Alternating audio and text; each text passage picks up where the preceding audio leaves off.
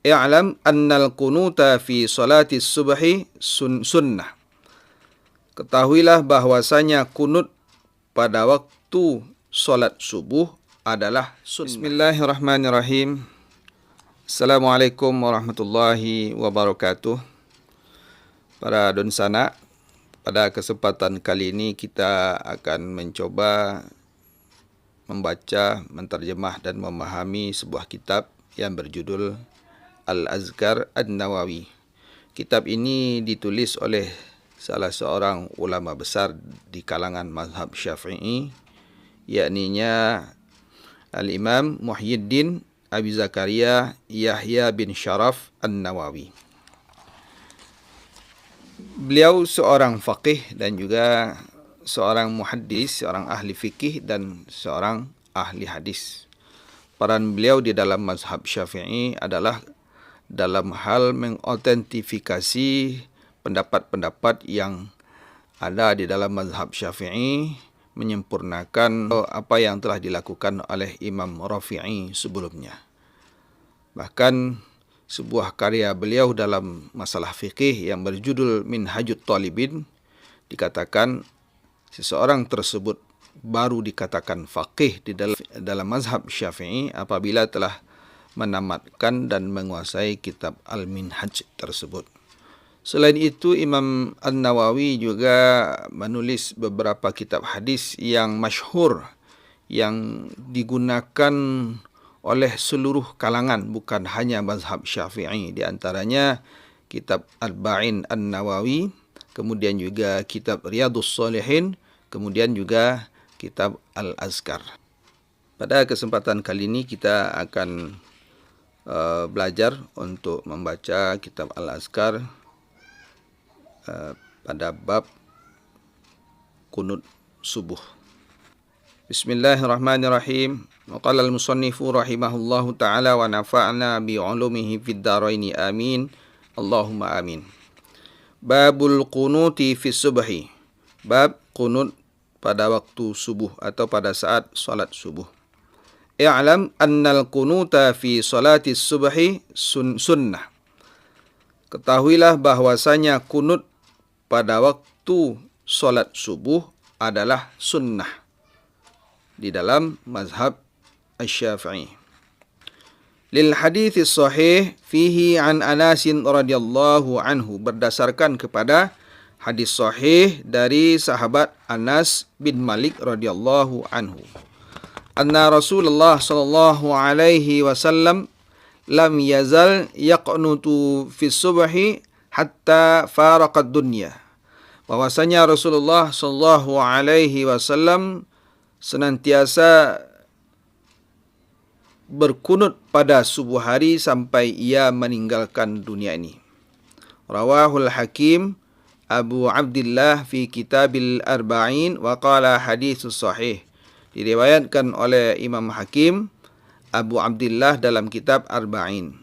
Waqala, dan beliau berkata hadisus sahih, hadis ini sahih. Wa'lam annal qunuta masyru'un 'indana fi subhi. Dan ketahuilah bahwasanya kunut pada waktu subuh disyariatkan pada mazhab kami, yakni mazhab Syafi'i. Wa huwa sunnatun mutaakkidah, dan dianya adalah sunnah muakkad. Lau tarakahu lam tabtul salatuhu. Jika seandainya bacaan kunut subuh tersebut ditinggalkan, maka tidak membatalkan solatnya.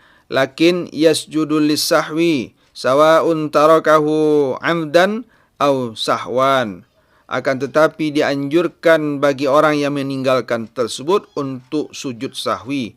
Sawa'un tarakahu amdan aw sahwan. Apakah meninggalkannya itu dengan sengaja atau karena lupa. Wa amma ghairu subhi minas salawatil khamsi.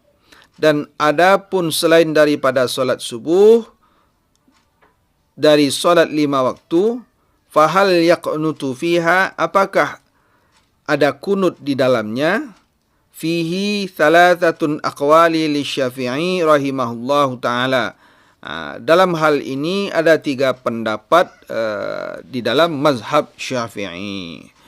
Al-asahul masyhur minha, dan pendapat yang lebih sahih dan lebih masyhur adalah annahu inna dhala bil muslimina nazilah faqanatu, bahwasanya kunut dilakukan selain daripada solat subuh apabila terjadi bencana musibah yang menimpa kaum muslimin, maka berkunut.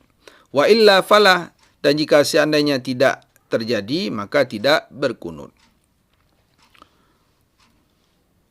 Wathani, dan pendapat yang kedua, yaqnutuna mutlaqan. Pendapat yang kedua, berkunut, tetap berkunut secara mutlak, apakah ada musibah atau penyebabnya atau tidak dalam solat selain daripada solat subuh. Wathalithu, dan pendapat yang ketiga, la yaqnutuna mutlaqan, dan pendapat yang ketiga mengatakan tidak berkunut secara mutlak pada solat selain daripada solat subuh. Wa yustahabbul qunutu indana fin nisfil akhiri min syahri ramadana fir rak'atil akhirati minal witr. Dan juga disunnahkan kunut di dalam mazhab kami di pertengahan akhir bulan Ramadan, yakninya pada rakaat terakhir solat witir. Walana wajhun, dan pendapat lainnya, ayyaqnuta fiha fi jami'i syahri Ramadan, dan pendapat yang lainnya mengatakan bahwasanya berkunut sepanjang bulan Ramadan dari awal sampai akhir. Wa wajhun thalithun, dan pendapat yang ketiga fi jami'i sanah, dan pendapat yang ketiga mengatakan berkunut sepanjang waktu, sepanjang tahun. Wa huwa mazhabu Abi Hanifah, dan dianya adalah pendapat mazhab Imam Abu Hanifah. Jadi di dalam mazhab Imam Abu Hanifah, setiap kali kita melakukan solat witir, baik itu di dalam Ramadan ataupun di luar Ramadan, maka disunnahkan untuk berkunut.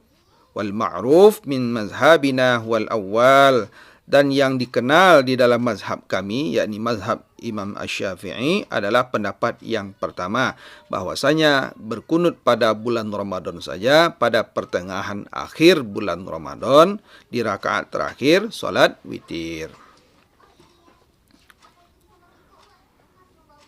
I'lam anna mahallal qunuti indana fi subhi ba'da raf'i minar ruku' fi raka'ati tsaniyah.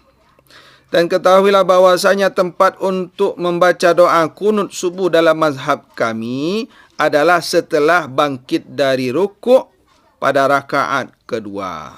Jadi kunut subuh itu dibaca setelah kita bangkit dari rukuk pada rakaat kedua solat subuh. Wa qala Malik rahimahullah yaqnutu qabla ruku', dan berpendapat Imam Malik rahimahullah bahwasanya berkunut itu sebelum rukuk. Qala ashabuna, dan berpendapat sebahagian sahabat kami di dalam mazhab Syafi'i, falau qanata syafi'iyun qabla ruku' lam yuhsab lahu 'alal asah. Maka seandainya para pengikut mazhab Syafi'i berkunut sebelum rukuk, maka kunutnya tersebut tidak sah, dan ini pendapat yang paling sahih. Walana wajhun, dan pendapat lainnya mengatakan annahu yuhsab, bahwasanya kunutnya sah. Wa 'alal asahi, dan pendapat yang lebih sahih mengatakan yu'iduhu ba'da ruku'i wa yasjudu lis-sahwi wa qila la yasjudu.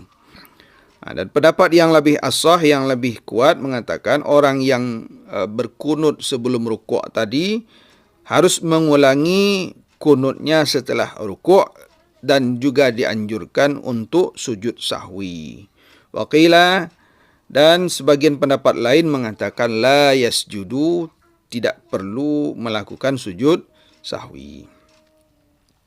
Wa amma lafzuhu, dan adapun lafaznya, fal ikhtiyaru ayyakula fih, dan pendapat yang terpilih adalah yang telah diriwayatkan dalam hadis sahih dalam Sunan Abi Daud, wa Tirmizi wa Nasa'i, dan Tirmizi, Imam Tirmizi dan Nasa'i, wa Ibnu Majah dan Ibnu Majah, wal Baihaqi dan Baihaqi, wa ghairiha dan selain daripada mereka, bil isnadis sahih dengan sanad sahih. Anil Hasan bin Ali radhiyallahu anhu maqal, dari Hasan bin Ali bin Abi Talib radhiyallahu anhu maqal, allamani Rasulullah sallallahu alaihi wasallam kalimatin aquluhunna fil witr. Rasulullah sallallahu alaihi wasallam telah mengajarkan kepadaku kalimat-kalimat atau doa-doa yang aku ucapkan pada saat witir. Allahumma hdini fiman hadait. Ya Allah, tunjukilah aku bersama orang-orang yang Engkau beri petunjuk. Wa'afini fiman afait, dan sehatkanlah badanku bersama orang-orang yang Engkau berikan kesehatan.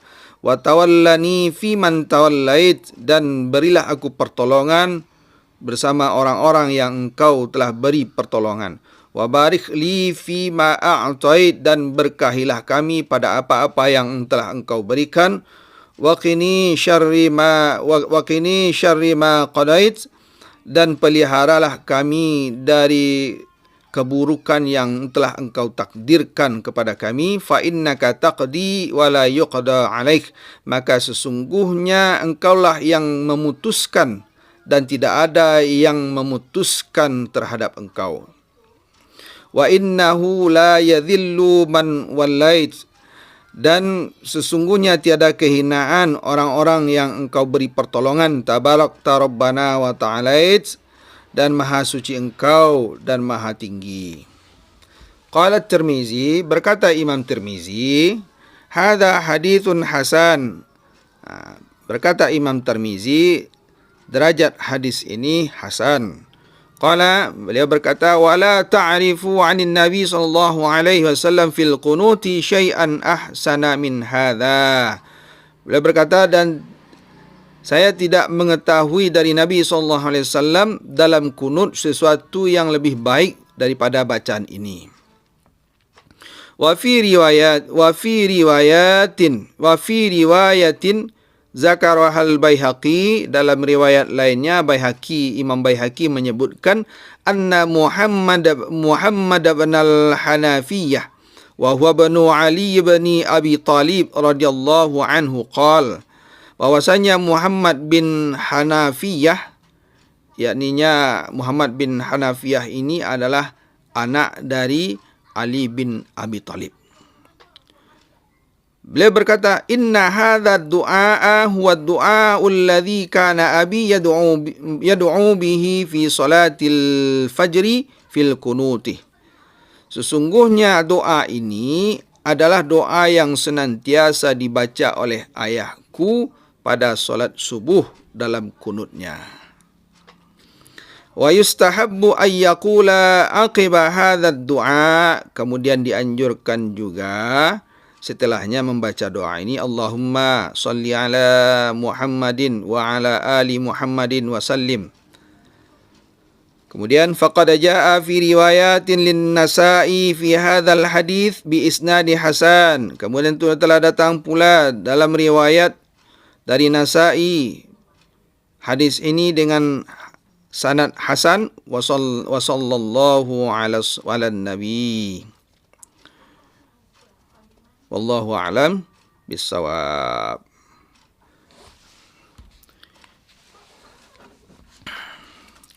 Itu tadi salah satu pendapat yang terdapat di dalam mazhab Syafi'i, yakninya tentang pelaksanaan kunut subuh. Merupakan ijtihad di dalam mazhab Syafi'i bahwasanya membaca doa kunut pada waktu subuh adalah sunnah. Maka sudah seyogyanya bagi kita yang berbeda pendapat dalam hal ini untuk tidak memperbesar masalah perbedaan pendapat ini. Sampai-sampai kunut subuh dianggap sesuatu yang bid'ah.